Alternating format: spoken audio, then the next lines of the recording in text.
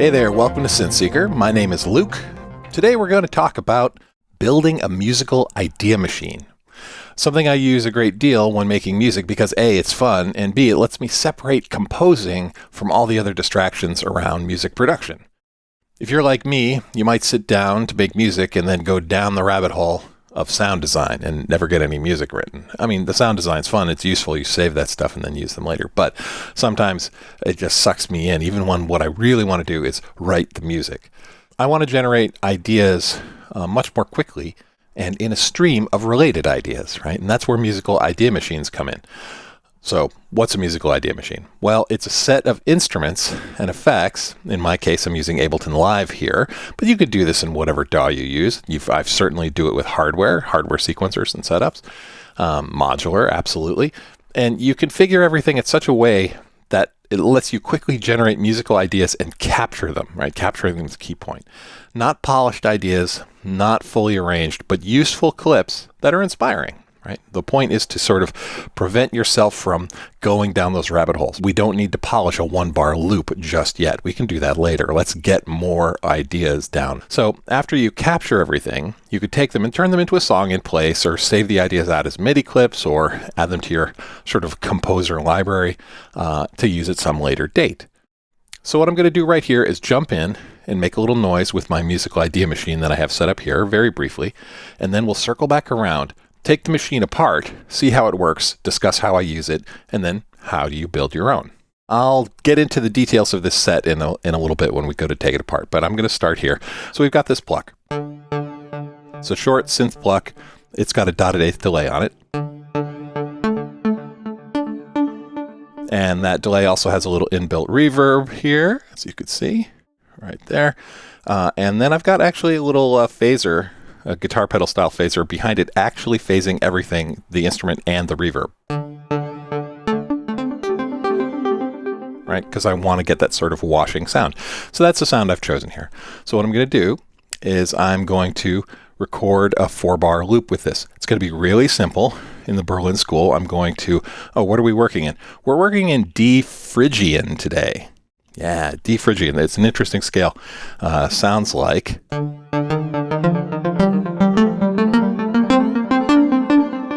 All right, so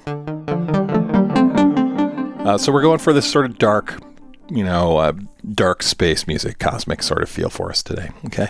But what we're going to do is focus on the roots.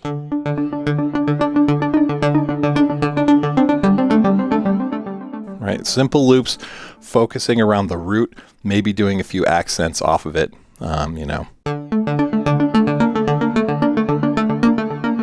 Okay, and I'm just going to record some of these, so let's put something down here.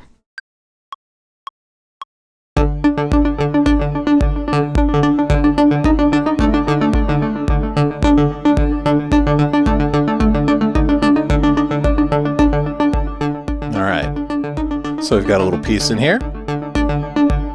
Nothing fancy. I mean, you could even call that boring, but it works.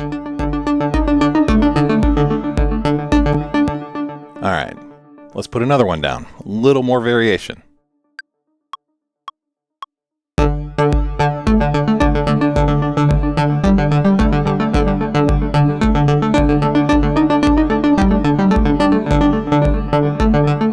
The timing's a little off, it's okay.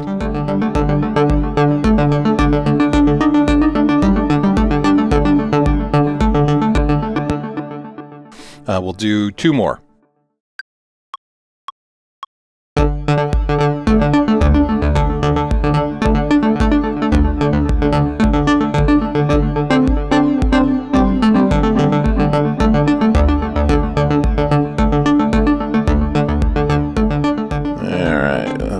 At there. All right, and a last one. Let's see. Let me noodle for a second here.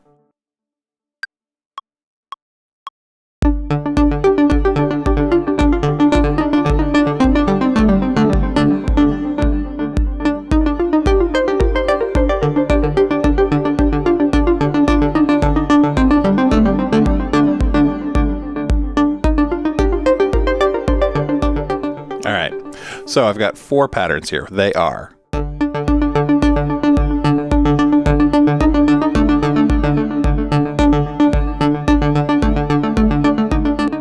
All right, so that's good. It's focusing around the root with a little embellishment, a little harmonic content off to the side. That's good. Now, the reason I'm keeping these clips sort of centered around the root is because I'm going to be doing some transposition live on top of them. So let's look at this one. Mostly roots. D, D. A little embellishment. All right, let's look at the third one.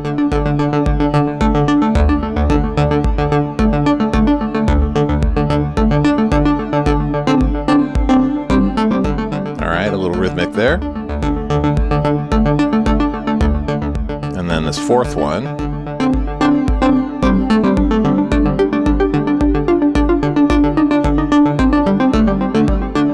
This one's got a little space down here, a little breathing room. And I may go back and delete some notes out of the other ones.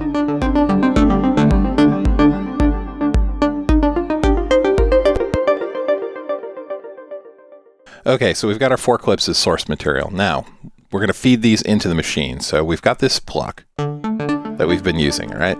I've got a second pluck, a softer pluck. Now, what's going on with this? Same basic idea, except this has got, its delay is doing eighth notes, not dotted eighths. And it's got an arpeggiator running. And the arpeggiator is just randomly playing any note within 3 when you play a note, it's that note across 3 octaves. So if I hold down a note,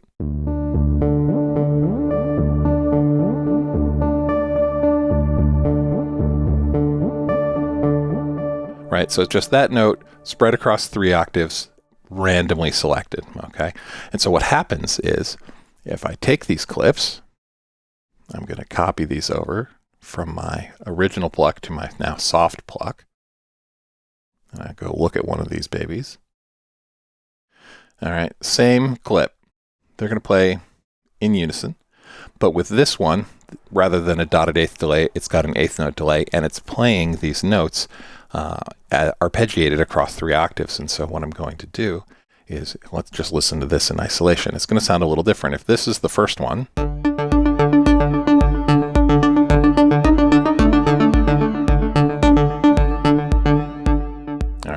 my second one is going to sound like this.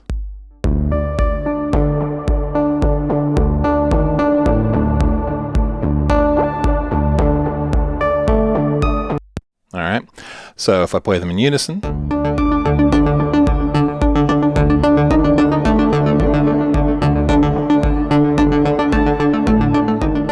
we get some variation on that random arpeggiation.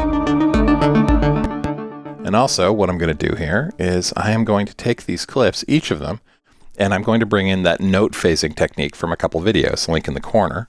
I'm going to shorten this loop to 3.5 bars. And I'm going to do that with all of these. Take them all down to 3.5 bars. This one as well. And this one as well. All right, so what this is going to get us is a phasing. So as this loop repeats, this one, the soft pluck one, is going to repeat 2 beats sooner. So they're going to move in unison, and then slowly over time as they loop, they're going to move out of phase, and then back into phase, and then out of phase, and then back into phase. So it sounds like this.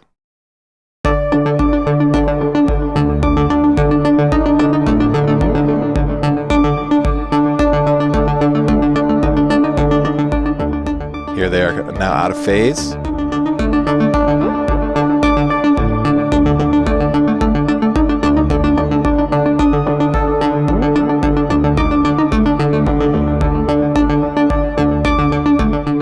All right, and we've done that with all of the clips, right? All of these clips here. So they're all going to be slightly out of phase. So our second one's going to, I won't play all of it. So they're in phase, then they go out of phase.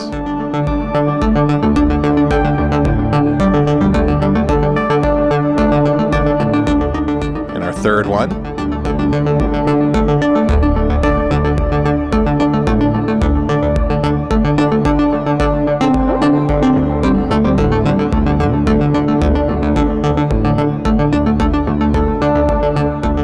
And then our last one.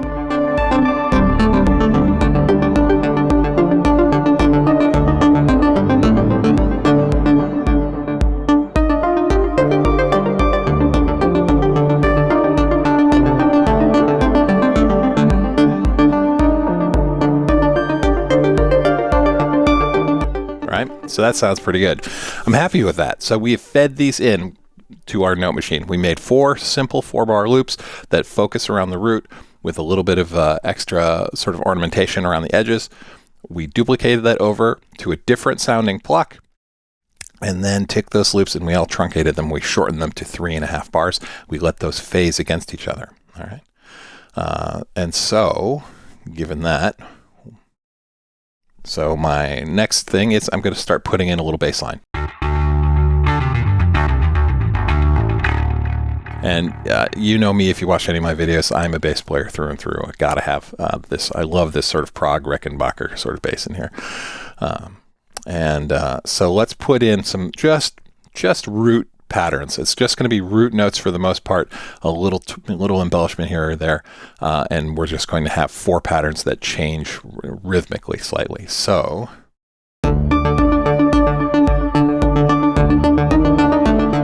we'll let this go through once and then start on the next one.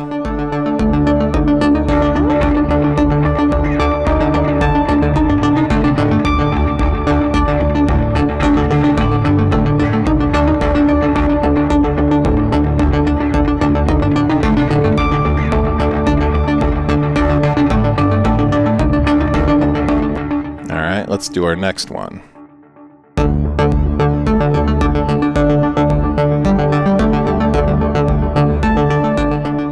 Get a big thump in here. All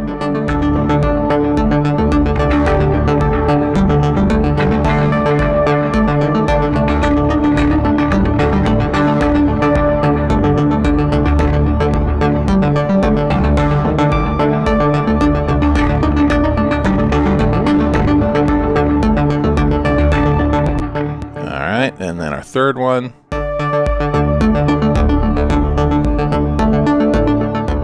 We're just going to run octaves on this one. Here we go.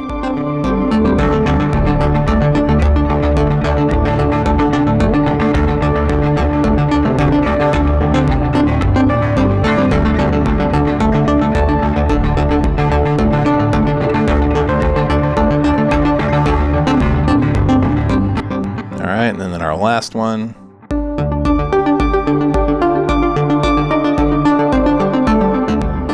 Let's do something right on the quarter notes.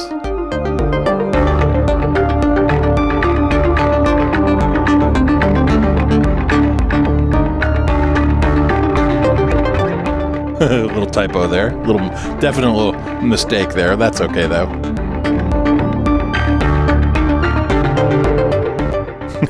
You can see here, I totally fat fingered that.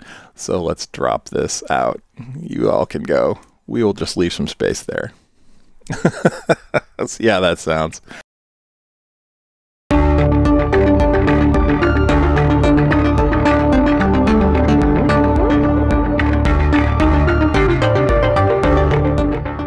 Good enough. All right. So we've got the beginnings of these beds, right? So we've focused around. We're in D Phrygian, okay, and everything is sort of is working within that mode, Phrygian mode, starting with D as the root. I've got these plucks. I banged out 4 very simple patterns, right, that just focus around the root with a little embellishment, a few notes off the root, right? It's more about rhythm than it is about sort of tonality. And then I duplicated those over to our soft pluck side. So if this is our initial sound, right, this is our soft pluck. Now that soft pluck has got an arpeggiator running that's doing random 3-octave note selection. Right, and the delay in this case is on 8th notes. The delay here is dotted 8th notes, so dotted 8ths gives you that ducka-ducka sort of sound. And then we've got this Rick bass doing this underlying bass line here. So really all we've done is written 4 patterns and then 4 little bass lines. And because it's so simple, since we're just focusing on the root, the bass lines were literally just root, root, root, root, root. Just play those roots over and over with a little run, right? And keep the run in key, and you're fine. You could even paint them in. If you don't play, like if you're not a player as far as you play with your hands or play on a keyboard, you can draw these into your DAW. This is not hard, and it's only 4 bars. It's not like you're going to spend hours doing it. You just want to keep them within the key and the mode. D Phrygian is what we're working in today. And you can pick any scale you want. Again, video in the corner on how to do to work within a scale and a mode. Now, once this is up and running, what we're going to do is this. I have, I'm going to do global transposition. So the reason these things are all sort of root centered, we don't have any harmonies, we haven't done any chord progressions, anything like that, is because I'm going to draw that out. I'm going to pull that out by doing global transpositions. Okay. So our patterns are playing, you can sort of think of our patterns as all playing single notes. They're all playing D right now within the D Phrygian scale. And if you look at these instruments, they all have a scale plugin. They've got Phrygian mode D on all of these, both the plucks and the Rick bass. That's what this is here. All right, so this is Ableton Scale plugin. Now, if you're working in Bitwig or Logic Pro X or whatever, they all have scale plugins as well, and you want to set them to whatever key you're working in. So set them to D Phrygian in this case. If you're working in hardware, if your hardware synth has an option to force to scale, sometimes it's called, I think on the Deluge it's force to scale, or on the Circle it's force to scale. Lots of sequencers will give you the ability to force things to a scale. If you're working in modular or semi-modular, you want something like a note quantizer or a scale module that will take your control voltages and force them to a particular scale, and then you set it to D Phrygian. So what that does is, if I were to transpose these instruments with like a global pitch control, in the case of Ableton, I've got my pitch control before my scale control. So if I change the pitch on any of these things, it will still be within the key and the root note that I'm working in. What we're going to do is start this loop playing. It's centered on D Phrygian, and we're going to transpose it back and forth by hitting keys on my note. Now you can do this in hardware by sending a control voltage of whatever pitch you want to your scale quantizer to a global transpose, some kind of voltage shift, an adder, precision adder, something like that. But in the DAW, what we're going to do is just use a MIDI transposition plugin to move things back and forth. But we're going to keep using the scale plugin to keep it within key. Let me demonstrate. All right, so these loops are playing. All right, my clips are focused around D. Okay, these aren't going to change. They're just playing at D. But they're feeding through this pitch plugin, and I'm going to switch the pitch around by hitting this transposition button. Right, so I'm pressing C. I'll bring it back up to D.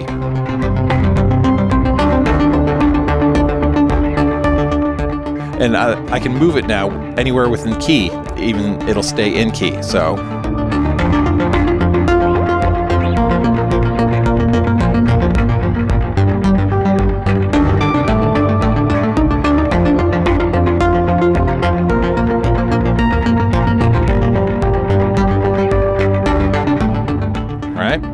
see what we're doing there?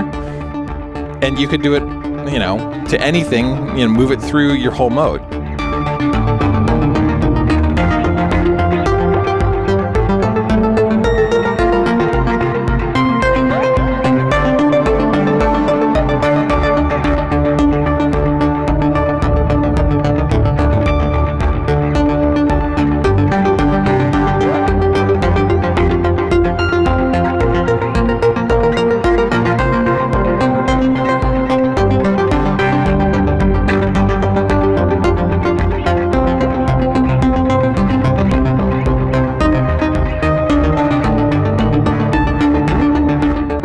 So that's what the global transposition is for. So that's why this is a musical idea machine, okay? It's minimal effort for maximum idea output.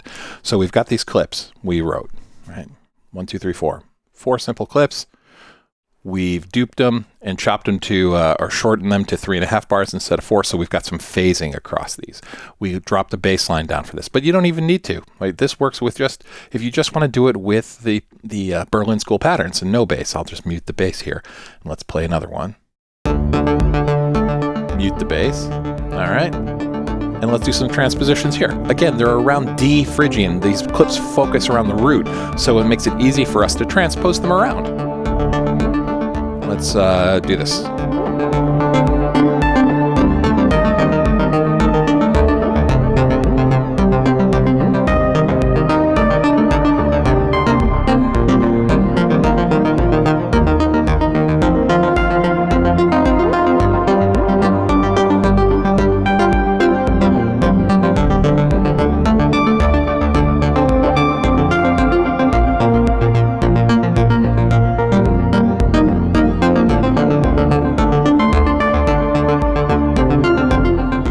I am just transposing, literally shifting everything around.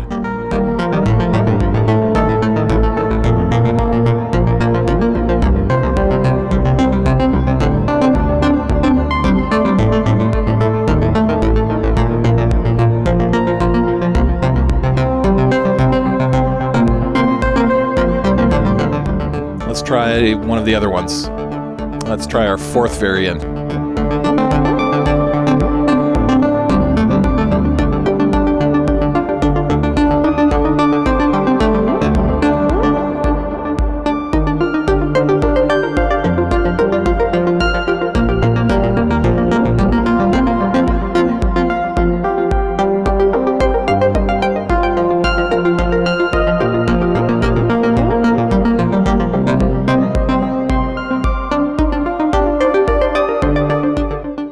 So that's the idea around global transposition. That's what makes this a machine. We build our simple clips, dupe them over, so we've got this phasing going on, so we've got this Berlin School style. I dropped a bass line on top of it because I like that sound, and I like this is my music, right? So this is what I'm doing. We set it up for global transposition, so forced to a key and a scale. So we're still in D Phrygian because everything's got a D Phrygian scale plugin on its track. But then we're also using the transpose plugin to move them around the key by tweaking this transposition instrument. Now, with that being done, okay, well, this is good. I played a few different little chord progressions. That's what I'm building out of this, right? That pattern's running, and I'm moving the root of the chord around, right? I'm moving it from C, from D down to C. Now, effectively, it's playing the C chord variant of these patterns. Now I'm playing the B flat chord variant of these patterns, right? How do I capture that, though? Well, you can capture the transposition if you're using in Ableton doing this, but in any DAW you're using, in hardware, this is a little bit harder. You're going to have to capture it by recording it. You can create loops that you can then use, or just do it as a live performance. For me, for making music, what I will do is generally turn this into a piece. I'll actually take this set and make it a song. Or if I wanted to save it, I can print and capture this MIDI to some extra MIDI tracks. So I've got over here a MIDI track for each of my plucks and my bass line, right? And these are basically just taking MIDI and use whatever routing mechanism your DAW provides. But for me, I'm just in Ableton. So I'm pulling copies of the MIDI. So this is the instrument that we recorded our clips into. It's coming through. It's going to the synth, in this case Omnisphere, and you're hearing it. But I've got these extra MIDI clips over here where I've set their source to be the associated instrument clip that's playing. So this is the bass clip, soft pluck, deep pluck. That's what's coming in, and they're set to monitor constantly, all right? And they're running their MIDI out to a fourth MIDI channel that I'm calling MIDI summed. So the MIDI that comes in here, all three of these route into here. So if we start this pattern playing, you'll see that's coming in here and then being summed here. Let me transpose this back up to D. So basically copies of those MIDI notes are coming from those and being routed into here. Now they're not going anywhere. There's no instruments on these tracks. They're empty. So it's just coming in, getting routed to this summed MIDI track, which again has no instruments, but what I can do is record this. So if we start this clip playing,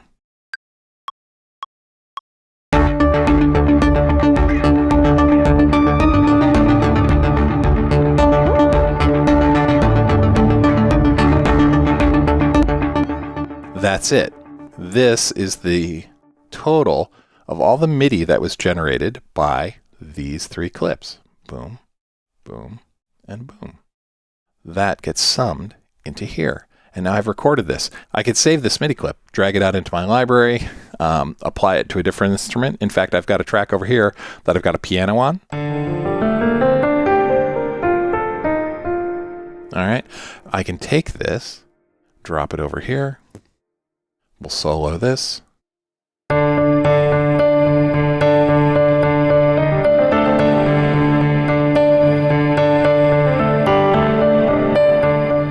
Right, that's the print of that pattern, just to raw MIDI that I'm feeding into a piano. And you could use this for whatever. I'll save this clip and reapply it later out of it's going to go into my idea bin or my bucket bin, or I could pull this stuff out. And I know the lowest register is the bass, and these are the 2 plucks that are running, and I can just pull the bass out to another instrument later, do whatever manipulation I want to do with it. But that's how you capture this stuff. You can print it. Either if you're working in hardware modular, you may end up printing by recording the audio out to something, an MPC or your OP1 or whatever. But that's hardware, right? If you're doing this with your modular, you're going to have to print it somewhere. And, depending on how you've built it, modulars these days, I'm sure there's mechanisms for recording. I know there's, control voltage recording mechanisms for playing back voltages, but I'm going down a rat hole. Okay. So this is a musical idea machine. Okay. And I'm not even going to use the lead today. That's fine. So when these are playing, well, I'll give you a taste. So when these are playing, we can then solo over top of this. So if you're going to perform live with this machine, which I have done, that's what it's for, you'll prepare these clips in advance, and then you could just run through the scenes and, noodle on top of them. So if I'm going to play...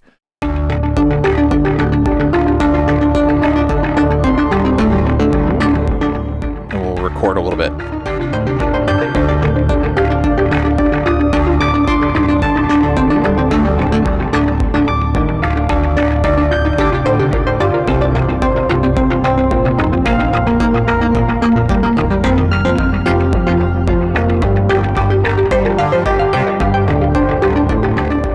There. So we recorded a little note pattern there.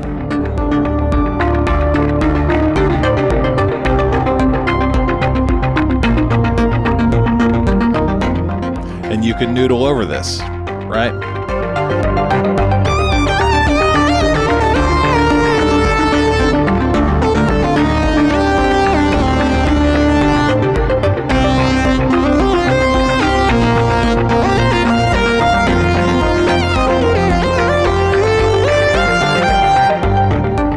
Etc. Anyway, this isn't a video about me performing, so anyway, we'll close that down for now. But that's the idea. This is a musical idea machine. You can build these. All right. I think that's probably good for now. I hope I've got the ideas across what we're doing. We set it up so that we build our ideas in a key and a mode. We rough out some clips that are focused around the root of that. And then we use global transposition to transpose our patterns around, creating ideas for chord progressions, and we can record those. And then you can either perform with them live, record them directly, turn this into a song, or print it to MIDI, save those clips, use them in other projects. So I hope that was useful. It's lightning fast sort of discussion around musical idea machines.